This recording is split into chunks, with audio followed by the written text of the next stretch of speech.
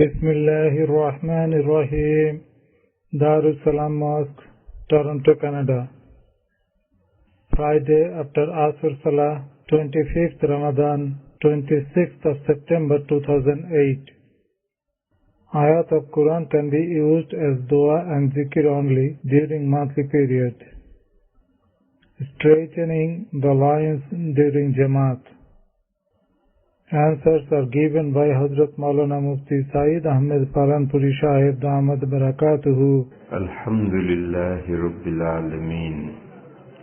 Wassalatu wassalamu ala Sayyidil Mursaleen wa ala alihi wa sahbihi ajma'een.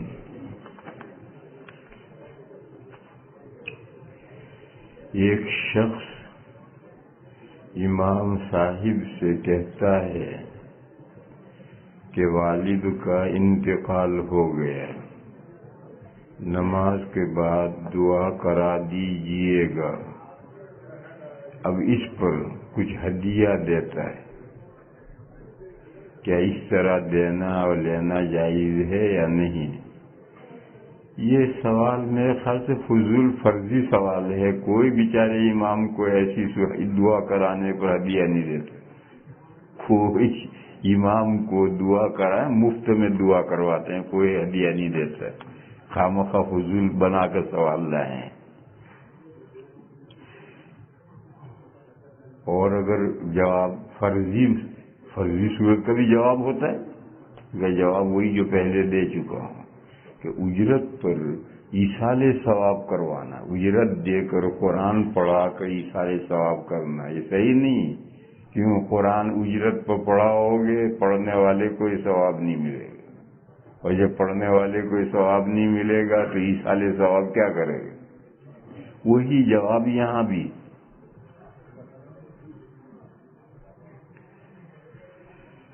حیض کی حالت میں عورت قرآن پاک کی وہ آیتیں جو دعا کے طور پر پڑھی جاتی ہیں پڑھ سکتی ہے کہ نہیں؟ جیسے آیت الکرسی، دعائے یونس، سورہ فلق والناس. دعا اور ذکر کے طور پر پڑھ سکتی ہے. حائضہ بھی، نفاس والی عورت بھی، اور جنوبی جنابت میں بھی ذکر اور دعا کے طور پر پڑھ سکتے. چھینک آئی، چھینک لے کر کہا الحمدللہ رب العالمین علی کل حال، تو یہ پوری آیت پڑھی. کسی کا سبحان اللہ، سبحان اللہ بھی قرآن کی آیت ہے، اللہ اکبر یہ بھی قرآن کی آیت ہے، الحمدللہ یہ بھی قرآن کی آیت ہے. یا دعا اس نے مانگی ربنا آتنا فی الدنیا حسنہ، آخر تک یہ جائز ہے. مگر یہی آیتیں تلاوت کے طور پر پڑھنا جائز نہیں.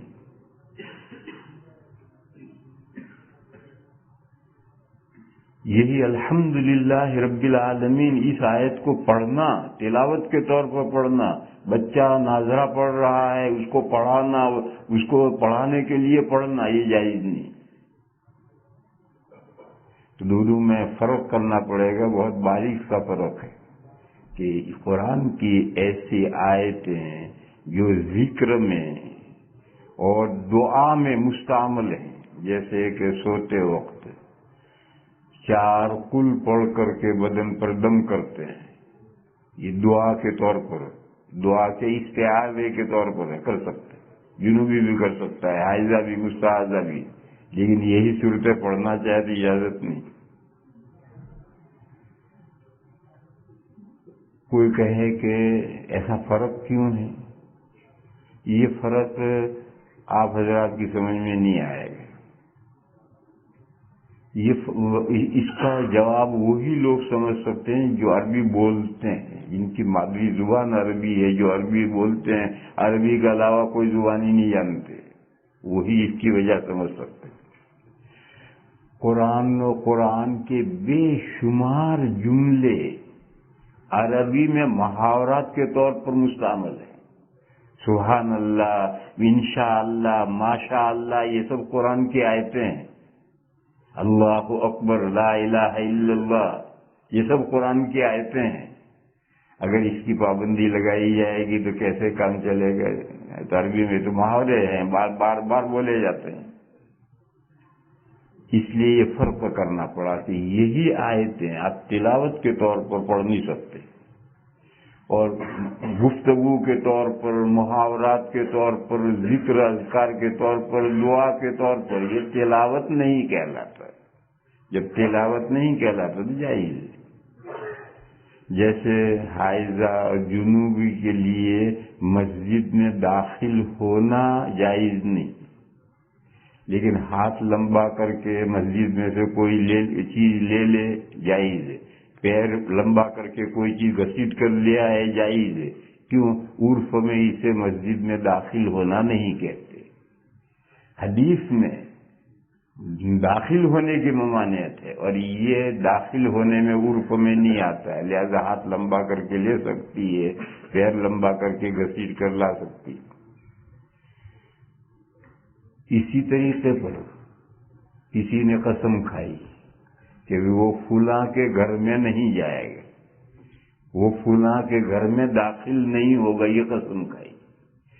پھر اس نے گھر کے دروازے سے باہر رکھ کر کے اندر ہاتھ ڈال کر کوئی چیز لے لی، قسم نہیں ٹوٹے گی، کیونکہ اندر ہاتھ ڈالنا اس کو گھر میں جانا اور گھر میں داخل ہونا نہیں کہتے. بہرحال محاورات ہے یہ. ان محاورات میں بول چال میں یہ آیتیں پڑھی جائیں یا ذکر کے طور پر یا دعا کے طور پر، تو اس کو پڑھنا، تلاوت کرنا. عربی میں ریڈنگ تو کہتے ہیں، ریسائٹنگ نہیں کہتے، اسے تلاوت نہیں کہتے. اس لیے ان کی تلاوت ناجائز ہے اور دوسری چیزوں میں جائز ہے. ایک شخص حج کے لیے پیسہ ابھی سے جمع کرا دیا، جبکہ حج کے لیے ابھی 2 ماہ یا کم و بیش وقت باقی ہے. کیا اس رقم پر زکوٰۃ ہے یا نہیں؟ اس زکوٰۃ رقم رہی گا آپ کے پاس؟ ایسا ابھی سے جمع کرا دیا، اس کا بظاہر مفہوم یہی سمجھ میں آتا ہے کہ حج کمیٹی کو دے دیا یا ایجنٹ کو دے دیا. تو اگر وہ ایجنٹ کو دے دیا ہے، حج کمیٹی کو دیا ہے، تب تو اس کا رقم رہی نہیں، زکوٰۃ کس بات کی؟ ایک مصری عرب جمعہ کے دن سب کے سامنے بول دیا کہ جمعہ سے پہلے 4 رکعت سنت، یہ بدعت ہے، یہ سنت نہیں ہے. اگر ہے تو ثابت کراؤ. یہ سن کر سب لوگ کشمکش میں ہیں. کیوں کشمکش میں ہونے کی کیا ضرورت پڑی بھی تمہیں؟ ابھی ایک دیوانہ سڑک پر بکتا رہے تو سارے لوگ پریشانی میں پڑ جائیں. کیوں کشمکش میں پڑو؟ بکنے تو دیوانے کو جو بڑھ اس کی دیوانے کی بڑھ ہے، بڑھتا رہے گا. یہ خواہ اپنے سر مصیبت وہ مول لے رہے ہیں.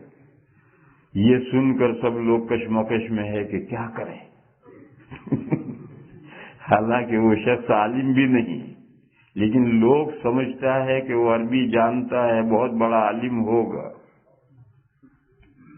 اس کا جواب اسی میں ہے کہ تم نے مصیبت خود ہی مولی ہے.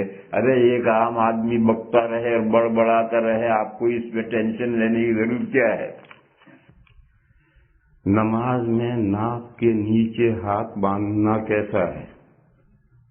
نماز میں ناک کے نیچے ہاتھ باندھنا کیسا ہے؟ سنت ہے. نماز میں ناک کے نیچے ہاتھ باندھنا سنت ہے. امام ابو حنیفہ کے نزدیک اور حضرت امام شافعی علیہ الرحمہ کے نزدیک ناک سے اوپر ہاتھ باندھنا سنت ہے. ناک کے نیچے کا مطلب ہے کہ اس طرح سے ہاتھ باندھو کہ اوپر سے اگر آپ کوئی چیز بڑھائیں تو سیدھی ناک میں جائے. ناک کے نیچے کا مطلب یہ نہیں ہے، یہ ہے. ناک کے نیچے کا یہ مطلب نہیں کہ ہاتھ نیچے لٹکا دیے جہاں تک لٹکتے رہیں، یہ مطلب نہیں ہے. لوگ ایسا غلط سمجھتے ہیں. ناک کے نیچے کا مطلب کہ ایسی جگہ باندھو کہ اوپر سے اگر کوئی لکڑی بڑھاؤ تو ناک کے اندر جائے. اور حضرت امام شافعی علیہ الرحمہ کے نزدیک ناک کے اوپر اور سینے کے نیچے سنت ہے. یعنی ہاتھ اس طرح باندھو کہ نیچے سے لکڑی بڑھاؤ تو ناک میں جائے، اور سینے کے نیچے یعنی پسلیاں جہاں ختم ہوتی ہیں اس سے نیچے، جہاں تک یہ پسلیاں ہیں یہ سینہ ہے، یہ پسلیاں یہاں یہ آخری پسلی آ گئی، یہ یہاں باندھیں گے. اور حنفیہ کے یہاں باندھیں گے.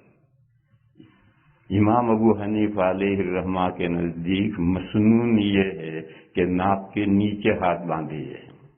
حضرت امام شافعی علیہ الرحمہ کے نزدیک مسنون یہ ہے کہ ناک کے اوپر ہاتھ باندھے جائیں، سینے کے نیچے ہاتھ باندھے جائیں. حضرت امام مالک علیہ الرحمہ کی رائے یہ ہے کہ ہاتھ باندھے ہی نہ جائیں. امام مالک علیہ الرحمہ کے نزدیک ارسال، اللہ اکبر، بس یوں جیسے ہم قومے میں ہاتھ چھوڑ کر کھڑے رہتے ہیں پورے قاعدے میں، ایسے ہی ہاتھ چھوڑ کر کھڑے رہنا مسنون. اور غیر مقلدین کے یہاں، سلفیوں کے یہاں، غیر مقلدین کے یہاں سینے پر یعنی پسلیاں جہاں ختم ہوتی ہیں اس سے اوپر نیچے تک ہاتھ کے نیچے پسلیاں ختم ہو جائے، یہ سینے پر ہے. ان کے نزدیک یہ سنت. اس سلسلے میں 20 حدیثیں ہیں، اور علامہ عینی رحمت اللہ علیہ نے شرح بخاری شریف میں وہ سب جمع کی. ان میں 18 حدیثیں مرفوع ہیں، 2 حدیثیں مسند ہیں، وہ مرسل ہیں. ان 18 حدیثوں میں سب حدیثوں میں ہاتھ باندھنے کا تذکرہ ہے. کہاں باندھیں اس کا تذکرہ ہے ہی نہیں. اور حضرت امام مالک علیہ الرحمہ جو فرماتے ہیں کہ ارسال یعنی ہاتھ کھلے چھوڑنا سنت ہے، اس کی کوئی حدیث نہیں ہے، کوئی دلیل میرے علم میں نہیں ہے. بلکہ امام مالک علیہ الرحمہ کی جو کتاب ہے موطا مالک، اس میں امام مالک نے خود ہاتھ باندھنے کی حدیث ذکر کی. پھر مالکیہ کے یہاں ہاتھ چھوڑنا کیوں سنت ہے، جاؤ ان سے پوچھو، ہمیں کیا معلوم کیوں سنت ہے. ہم تو مذاہب بتا رہے ہیں کہ امام مالک کا مذہب یہ ہے، دنیا میں جتنے مالکیہ ہیں وہ ہاتھ نہیں باندھتے، کھلے چھوڑتے ہیں. حنفیہ ناک کے نیچے باندھتے ہیں، ہمارے نزدیک باندھنا سنت ہے، کھلے چھوڑنا سنت نہیں ہے. امام شافعی علیہ الرحمہ سینے کے نیچے باندھتے ہیں، ناک کے اوپر باندھتے ہیں، غیر مقلدین سینے پر باندھتے ہیں. اس سلسلے میں ان 20 حدیثوں میں سے صرف ایک حدیث ہے جس میں یہ مسئلہ مذکور ہے کہ ہاتھ کہاں باندھے جائیں. وہ حدیث ہے حضرت وائل ابن حجر رضی اللہ تعالی عنہ کی، جو یمن کے نوابوں میں سے تھے اور مسلمان ہونے کے بعد علم حاصل کرنے کے لیے مدینہ شریف آئے تھے، 20 دن ٹھہرے تھے. ان کی روایت میں یہ مضمون ہے. اور کسی ایک ہی حدیث میں، ایک کتاب میں تحت سرہ ہے، دوسری کتاب میں فوق السرہ ہے، تحت الصدر ہے، اور ایک کتاب میں فوق الصدر ہے. تو فوق الصدر سینے پر، تحت الصدر سینے سے نیچے، تحت السرہ سینے سے ناپ سے نیچے. ایک ہی حدیث میں مختلف کتابوں میں مختلف لفظ ہیں، اور سب حدیثیں ضعیف ہیں. تحت سرہ والی بھی ضعیف ہے، فوق تحت صدر والی بھی ضعیف ہے، فوق صدر والی تو شاید کہیں پتہ نہیں ہے بھی یا نہیں. لیکن اس کے مقابل کوئی صحیح حدیث نہیں. اور میں بتا چکا ہوں پہلے بار بار کہ ایسی صورت میں ضعیف حدیث بھی لی جاتی ہے، اس پر عمل کیا جاتا ہے. اب 3 کتابوں میں 3 لفظ ہیں، کون سا لے؟ تو اس میں امام ترمذی علیہ الرحمہ نے ترمذی شریف میں یہ کہا ہے الامر واسع، سب طرح سے ہاتھ باندھ سکتے ہو۔ ترمذی شریف میں یہ لفظ ہے الامر واسع، انہوں نے کہا کہ سب طرح باندھ سکتے ہو، جس طرح باندھنا ہو باندھو۔ ٹھیک ہے، باندھ سکتے ہیں، اولا کیا ہے؟ اولا ہر امام نے اپنے طور پر یہ سوچا کہ کسی کے سامنے با ادب کھڑے ہوں تو کس طرح کھڑا ہونا چاہیے۔ امام مالک نے کہا ہاتھ، ہم کسی بھی سامنے کھڑے ہوں، استاد کے سامنے کھڑے ہوں تو یہ ہاتھ باندھ کے تھوڑے گئے ہوتے، ہاتھ تھوڑے کر، پیر کے سامنے کھڑے ہوں، استاد کے سامنے کھڑے ہوں، باپ کے سامنے کھڑے ہوں، بادشاہ کے سامنے کھڑے ہوں تو ہاتھ لٹکا کر کے با ادب کھڑے ہوتے ہیں۔ انہوں نے اس کو مسنون کہا۔ دوسرے حضرات کہتے کہ نہیں، کسی کے سامنے با ادب کھڑا ہوتے ہیں تو ہاتھ باندھتے ہیں۔ کہاں باندھتے ہیں؟ تو کسی کی سمجھ میں آیا کہ یہاں باندھنا اس میں زیادہ ادب ہے، دوسرے کے سمجھ میں آیا کہ یہاں نہیں، یہاں باندھنے میں زیادہ ادب ہے، تیسرے کی سمجھ میں آیا کہ یہاں نہیں، یہاں باندھنے میں کہیں ادب ہے۔ لہٰذا میرے بھائیوں، باندھو، یہاں نہیں یہاں باندھو، اور نماز پڑھو، خواہ ایسی چھوٹی چھوٹی باتوں میں مت جھگڑو۔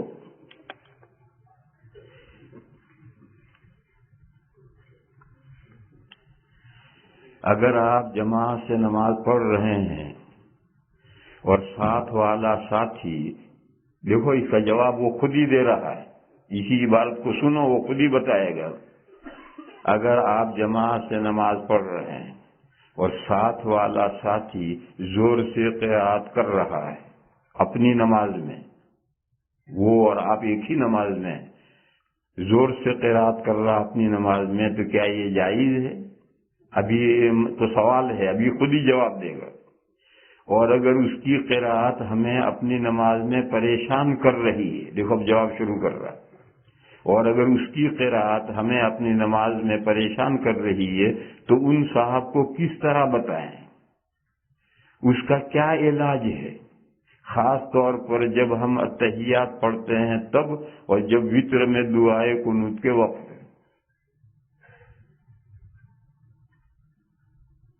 یعنی یہ جواب یہ ہوا کہ اس طرح سے جماعت میں آپ اپنے گھر میں تنہا ہیں، پڑھیے، اس طرح پڑھ کوئی کلمہ آپ جہرن پڑھ دیں، آپ اپنے گھر میں تنہا ہیں، جہرن پڑھ دیجیے۔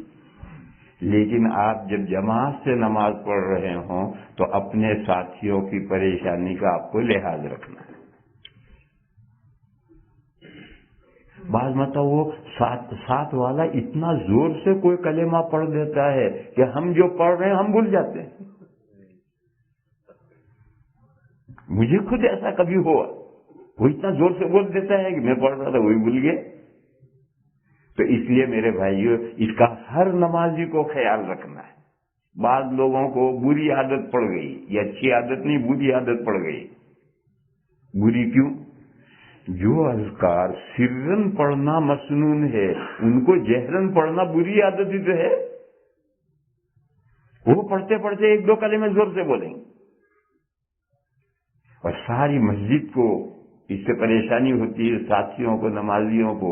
لہذا جس میں ایسی بری عادت پڑ گئی ہے اسے کوشش کر کے یہ بری عادت نکالنی چاہیے پہلی فرصت میں۔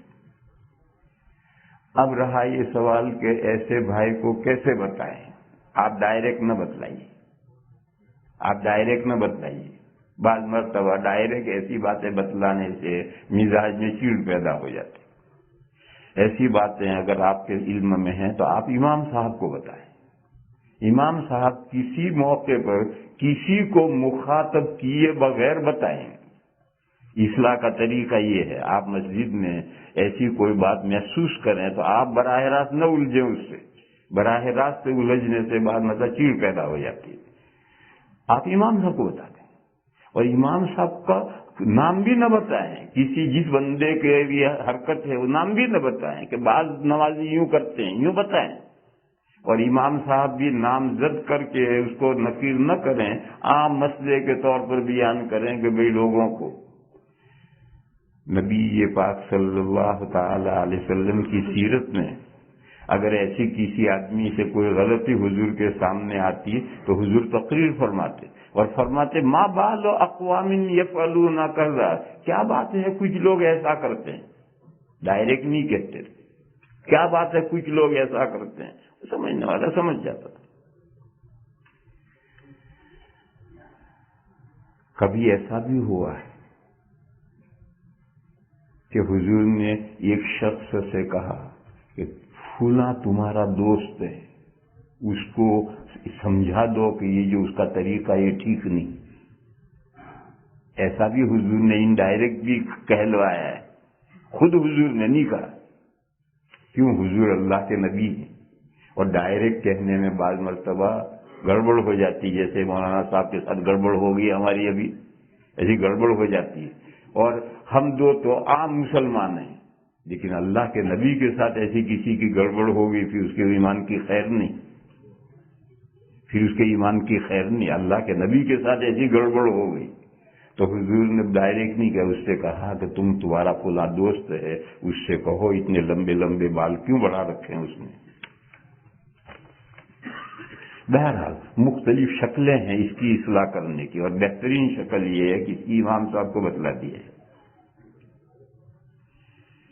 اگر ہم وتر نماز پڑھ چکے ہیں، اگر ہم وتر نماز پڑھ چکے ہیں اور پھر تہجد پڑھنے کا موقع ملا تو کیا پڑھ سکتے ہیں؟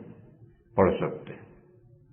مستحب اولا افضل یہ ہے کہ رات کی آخری نماز وتر کو بنا دیا جائے، ایسا ضروری نہیں۔ مستحب اور ضروری میں فرق سمجھو۔ اگر رات کی آخری نماز وتر کو بنانا ضروری ہوتا، واجب یا فرض ہوتا تو سوال پیدا ہوتا کہ اس کے بعد نماز پڑھ سکتے یا نہیں، لیکن مستحب اور اولا ہے۔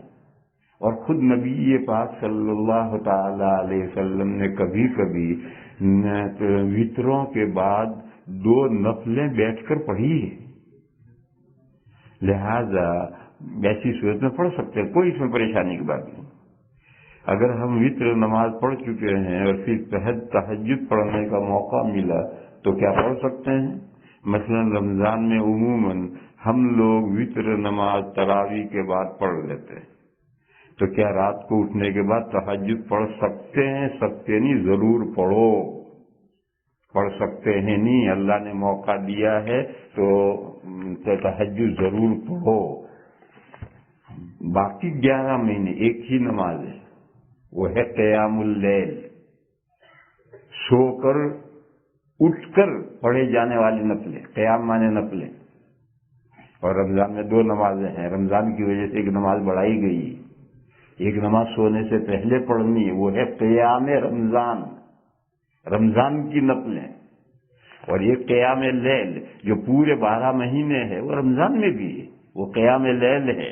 تو قیام اللیل رمضان میں تو اگر 11 مہینے ہم نہیں اٹھ پاتے ہیں تو رمضان میں تو سحری کرنے کے لیے اٹھنا ہوتا ہی ہے، اس موقع کو غنیمت سمجھو اور ضرور پڑھو۔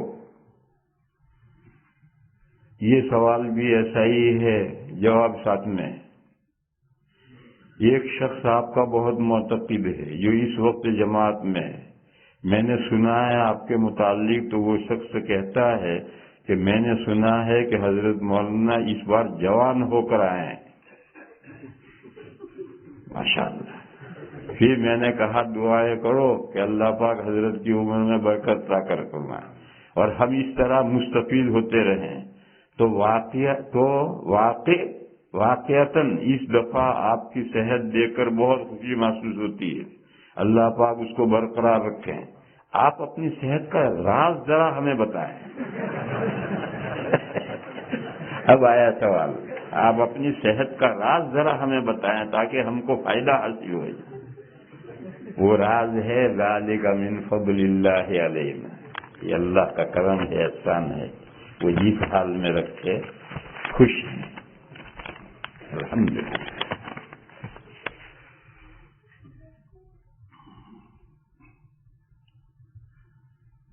اور اگر تمہیں راز جاننا ہی ہے تو وہ راز ہے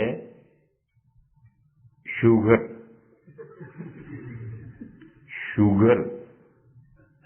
صحت کا راز ہے. پہلے بھی میں نے کئی مرتبہ کہا کہ جو لوگ ڈائبٹیز کو بیماری سمجھ لیتے ہیں ان کا ناش ہو جاتا ہے. وہ کوئی بیماری نہیں. پرانے زمانے میں بواسیر کو، پائلس کو مرض مبارک کہتے تھے. کیوں؟ جسے پائلس ہو جائیں گے، بواسیر ہو جائے گی، اسے ہر چیز میں احتیاط سے کھانا ہے. قبض کرنے والی چیز نہیں کھانی، اور وہ ہرا اور لال شیطان کے تو قریب بھی نہیں جانا. نہیں سمجھے؟ ارے مرچ، ہری مرچ اور لال مرچ یہ شیطان ہے، اس کے تو قریب بھی نہیں جانا. اور سب سے زیادہ فساد پیٹ میں کرنے والی یہ مرچ ہے. تو بواسیر کو مرض مبارک کہتے تھے. جس کو بواسیر ہو گئی اس کی صحت ٹھیک ہو گئی. کیوں؟ تو کھانے پینے میں محتاط. اب وہ بواسیر کا زمانہ تو چلا گیا، اب مرض مبارک ہے ڈائبٹیز. یہ مرض مبارک ہے. اب اول تو مرض ہے نہیں، لیکن اگر مرض ہے تو مرض مبارک ہے. کیوں؟ اس کی وجہ سے جو احتیاطیں کرنی پڑتی ہیں آپ وہ احتیاطیں شروع کر دیجئے، بہترین صحت ہو جائے گی.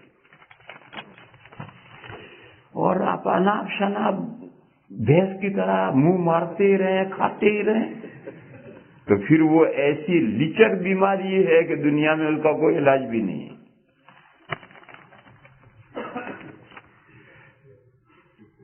ایک سوال ہے لمبا چوڑا، وہ تھوڑی دیر تو سوال کرے گا اور پھر مفتی بنے گا. بعض حضرات مسجد کے اندر ناک صاف کرتے ہیں. دیکھو اس کا جواب اس کے اندر، اصل جوابات اسی میں آ رہے ہیں. بعض حضرات مسجد کے اندر ناک صاف کرتے ہیں، وہ بھی بڑی زور سے. اور بعض حضرات ناک اور گلے کے اندر کی آلائش تھوکتے ہیں اور ان آلائشوں کو رومال یا ٹیشو پیپر میں تھوک کر اپنی جیب میں رکھ لیتے ہیں. بہرحال ان حضرات کی ان حرکات سے دیگر نمازیوں کو تکلیف اور کراہیت محسوس ہوتی ہے. یہ سب جواب دے رہا ہے.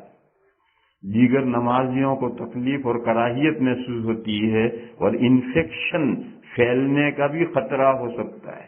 پتہ نہیں انفیکشن کون سے پرندے کا نام ہے جو پھیلے گا کوئی. یہ ارے انفیکشن کے تو معنی خود بیمار کے جسم کے متاثر ہونے کے، جراثیم سے جسم کے متاثر ہونے کا نام انفیکشن ہے. وہ کہاں پھیلے گا؟ اور انفیکشن پھیلنے کا بھی خطرہ ہو سکتا ہے. لہذا قرآن اور حدیث کی روشنی میں مسجد کے آداب پر تھوڑی بہت اپنی مفید آراء سے ہم ناسمجھ افراد کی مدد کریں. آپ ناسمجھ نہیں، بہت عقل مند ہیں. سوال کے ساتھ جواب بھی آپ نے دے دیا ہے کہ مسجد میں ایسا کام کرنا جس سے ساتھیوں کو ایذا پہنچے یہ مناسب نہیں. سیڑ ناک نکال رہا ہے اور جیب میں رکھ رہا ہے، دائیں بائیں جو بیٹھے ہوئے ہوتے ہیں ان کو بہت ناگوار گزرتا ہے. بس آپ کو ضرورت پڑے تو آپ ٹیشو لے کے، یا تو بھر گیا ہے ناک باہر جائیے، جا کر صاف کر کے آئیے، اور ہلکا ہے تو بغیر آواز کے آپ ناک میں ٹیشو پیس کر جیب میں رکھ لیں.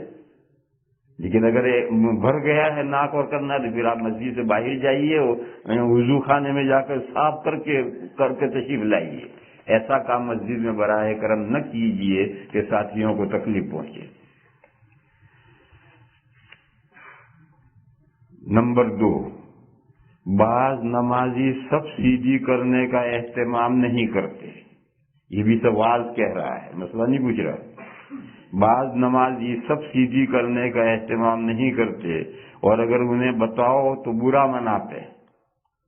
صفوں کے درمیان خلا گیپ رہتا ہے اور اس گیپ کو پور نہیں کرتے. لہذا اس سلسلے میں آپ اپنی رائے سے آگاہ فرمائیں. رائے کی کیا ہوتی ہوگی؟ مسئلہ تو جانتا ہے اور تو نے سب لوگوں کو آگاہ کر دیا کہ صف میں گیپ نہیں رہنا چاہیے. حدیث میں ہے کندھے سے کندھا ملا کر کھڑے رہو، جڑ کر کھڑے رہو.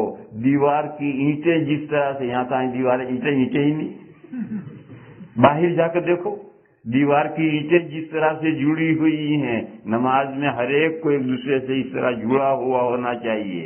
اگر نماز میں اگر صفیں سیدھی نہیں ہیں تو نماز ناقص ہوگی۔ ہم لوگ سب قطار بہت سیدھی کرتے، کیوں؟ سب بچھی ہوئی ہے، اس کے کنارے سے ایڑی کا ملا کر کے ہماری قطاریں بالکل صحیح ہوتی ہیں۔ لیکن میرے بھائیوں، صرف اتنے کا نام سب سیدھی کرنا نہیں، اس کے ساتھ تراس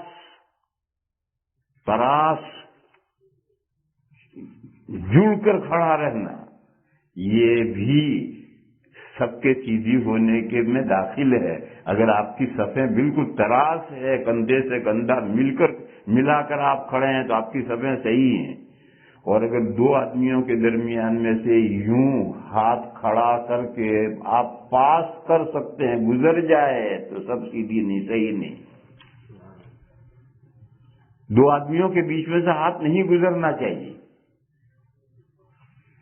حدیث شریف میں ہے اتموا صفوفکم فإن تمام الصفوف فإن إقامة الصفوف من تمام الصلاة، صفیں سیدھی کرو، صفیں سیدھی کرنے سے نماز کمپلیٹ ہوتی۔ لہذا ہماری مسجدوں میں اس کی بہت کمی، سن لو میرے بھائیو، ہماری مسجدوں میں اس کی بہت کمی ہے۔ عربوں کی مسجدوں میں اس کی کمی نہیں ہے، وہ قطار سیدھی نہیں کرتے۔ عربوں کی مسجدوں میں کمی ہے کہ ان کی قطار سیدھی نہیں ہوگی اور جم کر کے ایک دوسرے کے اندر گھس کر کھڑے رہیں گے۔ حرم شریف میں چلے جاؤ، مکہ مکرمہ میں چلے جاؤ یا مدینہ شریف، مکہ میں تو گول صف ہے، مدینہ میں سیدھی ہے، پھر بھی جاؤ کوئی صف سیدھی نہیں، نہ مکہ میں کوئی صف سیدھی ملے گی نہ تمہیں مدینہ میں۔ تو عربوں کے یہاں یہ کمی ہے کہ قطار سیدھی نہیں کرتے، اور جڑ کر الحمدللہ بہترین جڑ کر کھڑے ہوں گے، قطار سیدھی نہیں کریں گے۔ اور ہم قطار بالکل سیدھی کریں گے مگر جڑ کر کندھے سے کندھا ملا کر نہیں کھڑے ہوں گے۔ ایک کمی ہمارے اندر ہے، ایک کمی ان کے اندر ہے۔ ان کی کمی تو رہنے دو، وہ جانے، ہمیں اپنی کمی دور کرنی ہے۔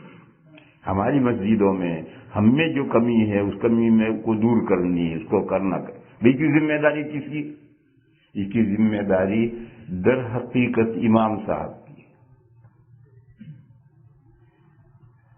اور آج کل صورتحال بہت گڑبڑ ہو گئی۔ عربوں نے پتہ نہیں کہاں سے نکالا ہے، اور جو عربوں کی چال چلنے والے ہیں انہوں نے بھی، امام صاحب آ کر مصلیوں کی طرف منہ کر کے کھڑے ہو جائیں گے، تکبیر شروع ہوگی، وہ وہاں تک یوں یوں دیکھتے رہیں گے، کسی سے کہہ کچھ نہیں سکتے، بالکل یوں دیکھیں گے، وہاں تک دیکھیں گے مگر کسی سے کہہ کچھ نہیں سکتے، ڈرتے ہیں نمازیوں سے۔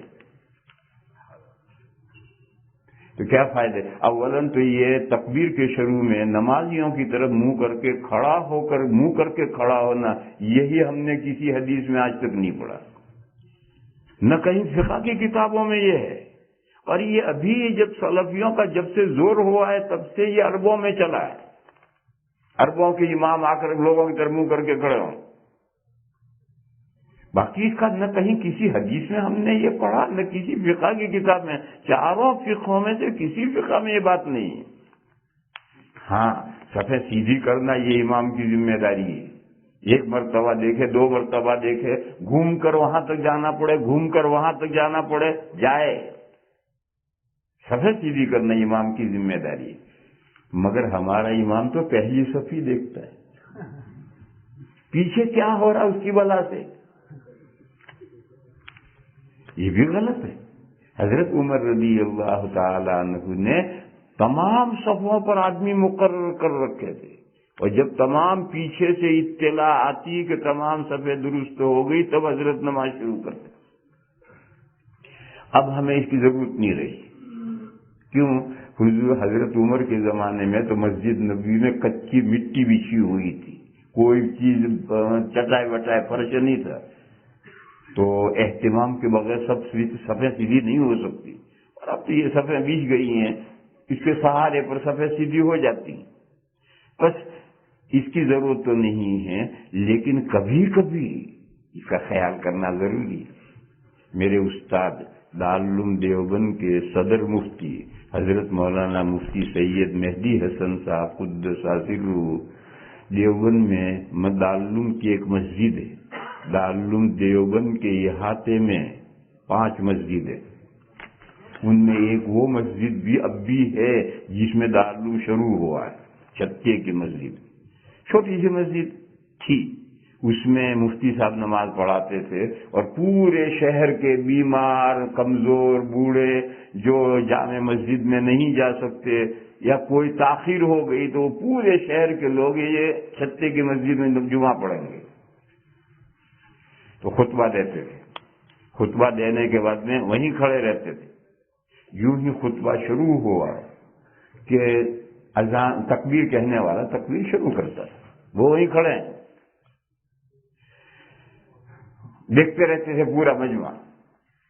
جب تکبیر پوری ہوتی تھی تو اگر انہیں ہدایت وہ چوتھی صف میں وہ لال ٹوپی والے ذرا آگے بڑھو، دیکھو وہ 7ویں صف میں وہ صدری والے مل کر کھڑے رہو. پوری مسجد میں ایک ایک کو دیکھا کہاں صحیح ہوا. اب اتر کر آ کر نماز شروع کرتے تھے. اللہ اکبر. امام کی ذمہ داری ہے پوری مسجد پر نظر رکھے.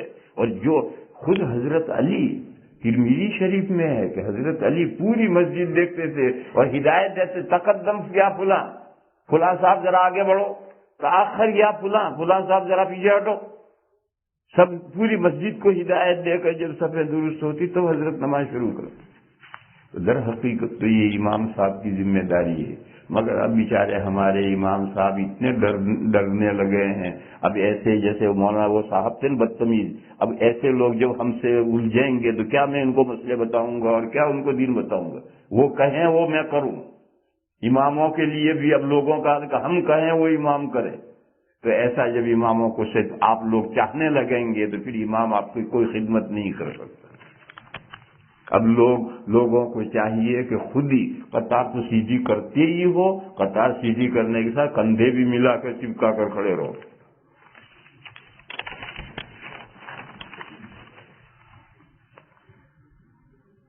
بعض حضرات دیر سے مسجد آتے ہیں.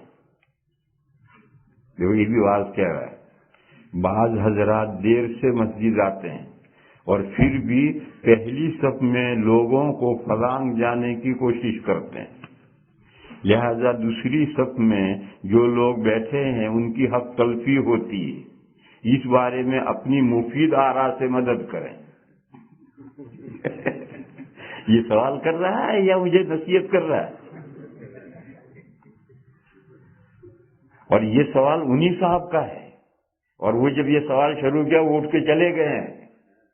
وہ جو صاحب جو بدتمیزی سے بول رہے تھے جب یہ میں نے شروع کیا اٹھ کے چلے گئے. معلوم ہے یہ سوال انہی صاحب کا ہے. اس میں صرف اتنا ہے کہ اگر آگے صف میں جگہ خالی ہے تو پیچھے سے آدمی گردنیں پھلانگ کر جا سکتا ہے. کیوں؟ قصور پیچھے بیٹھنے والے کا. کیوں تو پیچھے بیٹھا ہے؟ آگے جگہ چھوڑ کر کیوں پیچھے بیٹھا؟ اب اگر تیری شان میں انسلٹ ہو رہی ہے تو اس کا ذمہ دار تو خود ہے. اور اگر آگے بالکل جگہ نہیں، زبردستی گھسے گا، آگے بھی جا کر زبردستی گھسے گا، تو پھر اس طرح سے آگے بڑھنا صحیح نہیں ہے. کسی بھی مجلس میں جب بعد میں اگر کوئی آئے تو اسے بیٹھنا چاہے حیث ینتہی بہ المجلس، جہاں تک لوگ بیٹھتے بیٹھتے گئے ہیں اس کے پیچھے بیٹھو. لہذا جہاں تک لوگ بیٹھتے بیٹھتے گئے ہیں اس کے پیچھے بیٹھو. جب کھڑے ہو گے تو آگے بڑھنا. لیکن سنو، کچھ حضرات ایسے ہو سکتے ہیں کہ ان کے لیے آگے جگہ خالی رکھی گئی ہو تو وہ آگے بڑھ سکتے ہیں. مثلا خود امام، اگر اس لیے مصلی خالی بڑھا آگے کوئی بیٹھا نہیں مصلی پر تو امام صفوں کو چیرتا ہوا آ سکتا ہے. اسی طریقے پر حضور پاک صلی اللہ تعالی علیہ وسلم کے بالکل پیچھے 2 جگہیں صحابہ حضرت ابو بکر اور حضرت عمر کے لیے خالی چھوڑتے تو بعد میں آتے تھے اپنی جگہ چلے تھے. اور کوئی اہم مہمان آتا ہے جیسے حضرت وائل ابن حجر آئے تو یہ دو حضرات بھی دائیں بائیں ہٹے اور حضور کے بالکل پیچھے حضرت وائل کے لیے جگہ خاص کی گئی تھی. تو ایسا مہمان کے لیے جگہ متعین کی جا سکتی ہے اور ایسی صورت میں صفیں سے چیر کر آگے آدمی آ سکتا ہے. لیکن عام مسئلہ یہی ہے کہ آگے جگہ ہو تو جائے گا اور جگہ نہیں ہے تو پھر آگے جانے پر بہت سخت وعید آئی ہے کہ جمعہ کے دن صفیں گردنیں پھلانگ کر جو آگے جائے گا وہ قیامت کے دن جہنم کی طرف پل بنائے گا یا وہ خود پل بنایا جائے گا. پل بنائے گا جہاں پل بنا کر جہنم میں جائے گا یا اس سے پل بنایا جائے گا اس پر جہنمی گزر کر جائے گا. بہت سخت وعید ہے. اب دیکھو خالص واعظ شروع کرتا ہے. مسجد کے تمام اماموں سے گزارش ہے، جو سوال کر رہا ہے، مسجد کے تمام اماموں سے گزارش ہے کہ نماز اس وقت تک شروع نہ کریں جب تک تمام مقتدی حضرات اپنی اپنی صفوں کو ٹھیک نہ کر لیں. یعنی صفوں کے درمیان کو خلا باقی نہ رہنے پائے. حدیث شریف میں ہے کہ وہ حدیث بھی خود ہی سنا رہا ہے، حدیث شریف میں ہے کہ حضرت عمر رضی اللہ تعالی عنہ اپنی چھڑی کے ذریعے سب کو سیدھی کیا کرتے تھے. میں نے ایسی کوئی حدیث نہیں پڑھی. میں نے جو حدیث پڑھی ہے وہ یہ ہے کہ شروع میں نبی پاک صلی اللہ تعالی علیہ وسلم تیر کی لکڑی لاتے تھے. تیر جو بنتا تھا اس کے 3 حصے ہوتے، ایک لکڑی ہوتی، وہ لوہے کا پھل ہوتا ہے جو لگے گا اور ادھر پر بندھے ہوئے ہوتے ہیں، جو تیر چلے گا تو اس کو ادھر ادھر نہیں ہونے دے گا، نشانے پر جائے گا. تو یہ بیچ کا پھل نہیں ہے، پر بھی نہیں ہے، بیچ کے یہ تیر کی لکڑی ہے. کتنی ہوتی تھی؟ تو حضور اس تیر کی لکڑی کو لے کر تشریف لاتے تھے اور جب تکبیر پوری ہو جاتی تھی تو حضور سب کے اس کنارے سے اس کنارے تک اس لکڑی کے ذریعے سے سب سیدھی کرتے تھے. وہ لکڑی رکھیں گے سینے پر تو 3 آدمیوں کے سینے پر ایک ساتھ رہے گی تو 3 آدمی ایک لیول میں ہو گئے، پھر 3 یہاں سے لے کر یہاں تک اس تیر کی لکڑی سینوں پر رکھ کر حضور صفیں درست کرتے تھے، ایک صف درست کرتے. اور جب میدان میں ایک صف سیدھی ہو جائے تو پھر اس ایک صف کے سہارے دوسری تیسری چوتھی خود بخود صفیں سیدھی ہوتی چلی جائے. حدیث میں ہے کہ جب حضور نے یہ بات محسوس کی کہ اب لوگ صفیں بنانا سیدھی کرنا سیکھ گئے، حضور نے بتلایا تھا کہ دیکھو بھئی کندھے سے کندھا لگاؤ، نیچے ٹخنے سے ٹخنا لگاؤ. تو نیچے پیروں میں ٹخنے سے ٹخنا ملا کر کے دیکھ لو گے دونوں کے ٹخنے برابر ہو گئے. ٹخنے ملاؤ، پیر لے جا کر ٹخنے ملاؤ، ادھر بھی ٹخنے ملاؤ، پھر صحیح کھڑے ہو جاؤ. ٹخنے ملا کر صحیح کھڑے ہو جاؤ. کندھے سے کندھا ملاؤ، نہ آگے رہے نہ پیچھے رہے. یہ سب حضور نے ترکیبیں بھی بتائی تھی اور ترکیب بتانے کے بعد عملی طور پر رہل سہل بھی ہوتی تھی کہ لکڑی تیر کی رکھ کر حضور سب سیدھی کرتے تھے. وہی حدیث ہے جو بخاری شریف میں ہے اور حدیث نہیں ہے. اور وہی اسی سے غلط فہمی کی بنیاد پر یہ سلفی ٹانگیں چوڑی کر کے کھڑے ہوتے ہیں کہ بخاری میں حدیث ہے. حدیث ہے ہی نہیں. بخاری میں تو ہے مگر حدیث ہے ہی نہیں. اور کس موقع پر آئی ہے؟ موقع وہی جو میں بتا رہا ہوں. حضرت انس رضی اللہ تعالیٰ عنہ نے فرمایا کہ نبی پاک صلی اللہ تعالی علیہ وسلم نے لوگوں کو ہدایت دی، تراسو، صفیں سیدھی کرو، مل کر کھڑے رہو. اور پہلے حضور خود رہل سہل کروا کر تیر کی لکڑی لے کر صفیں سیدھی کرتے تھے. اور جب حضور نے یہ بات محسوس کی کہ اب لوگ سب سیدھی کرنا سیکھ گئے تو حضور نے سب سیدھی کرنے کا اہتمام چھوڑ دیا. اب لوگ خود ہی صفیں سیدھی کر لیتے ہیں. ایک دن حضور نے پیچھے مڑ کر دیکھا امام کو گاہ بگاہ جائزہ لینا چاہیے. جیسے قطاریں بالکل صحیح ہوتی ہیں اس سب کی وجہ سے، لیکن پھر بھی کہیں کوئی آگے کھڑا کوئی پیچھے کھڑا ایسا ہو جاتا ہے. تو حضور نے پیچھے مڑ کر دیکھا تو ایک صاحب کا سینہ سب سے باہر آگے بڑھا ہوا تھا. اس دن حضور نے صحابہ کو ڈانٹا اور فرمایا لَتُقِیمُنَّ صُفُوفَکُمْ اَوْ لَيُخَالِفَنَّ اللَّهُ بَيْنَ وُجُوهِکُمْ. صفیں سیدھی کرو، صفیں صحیح کرو، ورنہ آپس میں لڑ مرو گے. حضور نے فرمایا صفیں سیدھی کرو ورنہ آپس میں لڑ مرو گے. صحابہ سہم گئے. حضرت انس جو حدیث کے راوی ہیں وہ یہ کہتے ہیں کہ اس کے بعد ہم لوگ صحابہ کندھے سے کندھا ملاتے تھے، ٹخنے سے ٹخنا ملاتے تھے، اور اس طرح سے ٹخنے سے ٹخنا ملاتے تھے، کندھے سے کندھا ملاتے تھے. بخاری شریف کے شارح حافظ ابن حجر علیہ الرحمٰن نے فتح الباری میں لکھا کہ یہ صحابہ کا سب سیدھی کرنے کا طریقہ تھا. نماز میں صف میں کھڑے ہونے کا صحابہ کا یہ طریقہ نہیں تھا، یہ سب سیدھی کرنے کا صحابہ کا طریقہ تھا. یہ بخاری شریف کے سب سے بڑے شارح علامہ حافظ ابن حجر نے یہ مسئلہ لکھا ہے.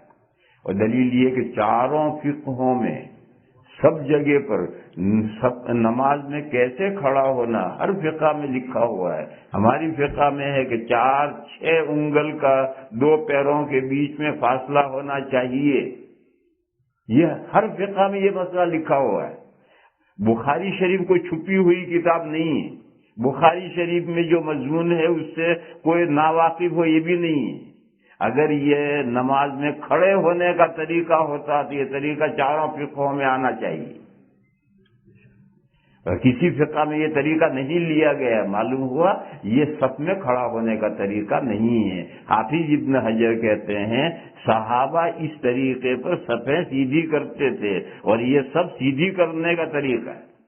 اور میں نے کہا کہ یہ حدیث نہیں ہے، یہ تو صحابہ کا عمل ہے.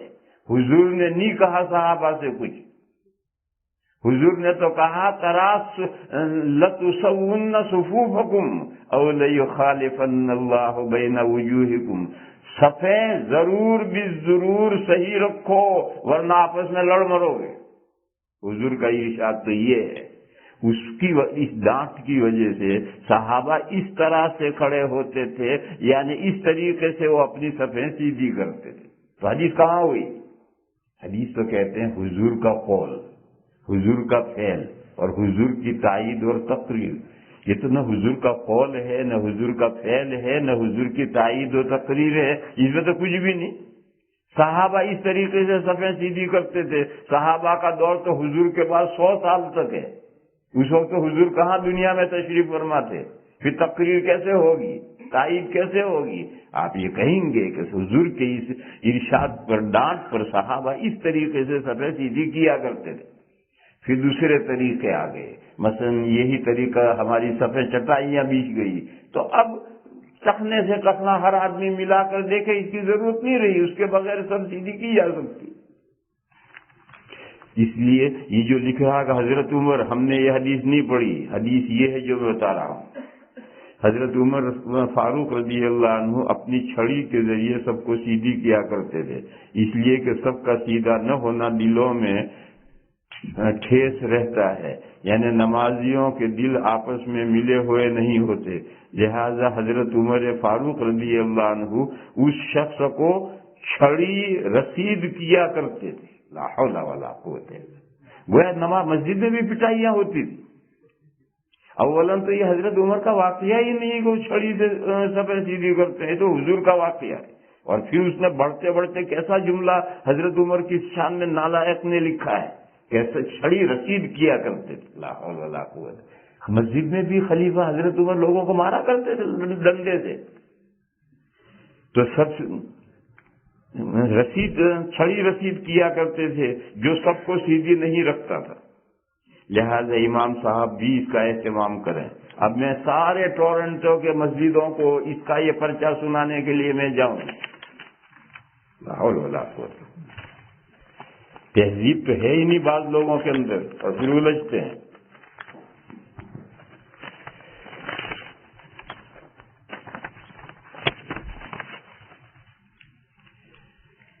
ہم نے اپنا گھر، سنو مسئلہ وہ چھوٹا سا ہے، ہم نے اپنا گھر بیچ دیا ہے اور اس رقم سے یہاں دوسرا گھر خریدا، بلڈر نے ابھی تک نہیں دیا، بلڈر کہیں بنا رہا ہوگا، اپارٹمنٹ بنا رہا ہوگا، وہ تیار ہوں گے تب دے گا۔ اس نئے گھر کی بقایا رقم بینک میں رکھی ہے، یعنی ڈاؤن پیمنٹ تو دے دیا اسے، باقی رقم رکھی ہے۔ اس رقم پر زکوٰۃ کا کیا حکم ہے؟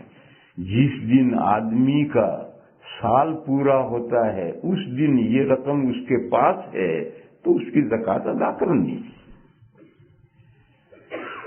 اس کی ایسی مثال ہے، ہمارے یہاں فارم بھر دیا حج کا، فارم بھرتے ہیں 10,000 روپے کا ڈرا بھیجتے ہیں، پھر منظوری آتی ہے، پھر منظوری کے بعد میں دوسرا ڈرا بھیجا جاتا ہے۔ تو حج منظوری پہلا ڈرا تو رمضان سے 1 مہینہ 2 مہینے پہلے جاتا ہے، اور منظوری رمضان میں عام طور پر آتی ہے، اور دوسرا حج کا ڈرا شوال میں بھیجا جاتا ہے۔ اب ایک شخص کا رمضان کے شروع میں سال پورا ہو رہا ہے یا رمضان کے ختم میں سال پورا ہو رہا ہے، اس وقت وہ رقم اس کے پاس ہے۔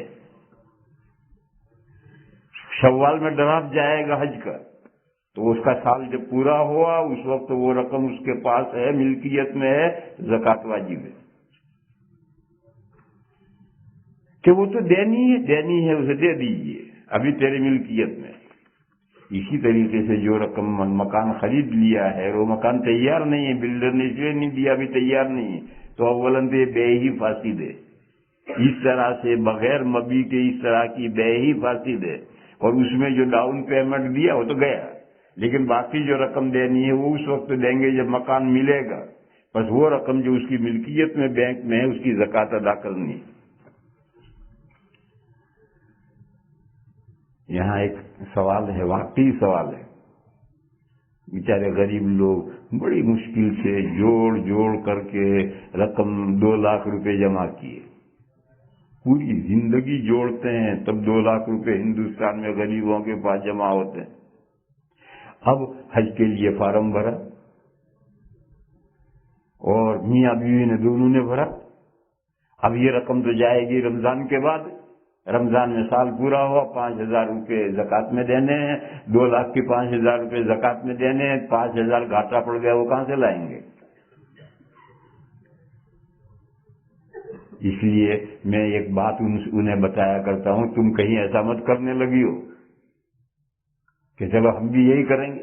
میں اس سے کہتا ہوں اپنی بیوی کو مالک بنا دیں، رمضان آنے سے پہلے اس رقم کا بیوی کو مالک بنا دے، شوہر مالک ہے، بیوی کو وہ دے جا رہا ہے، بیوی کو مالک بنا دے، کہیں تم ایسا نہ کرنے لگی ہو۔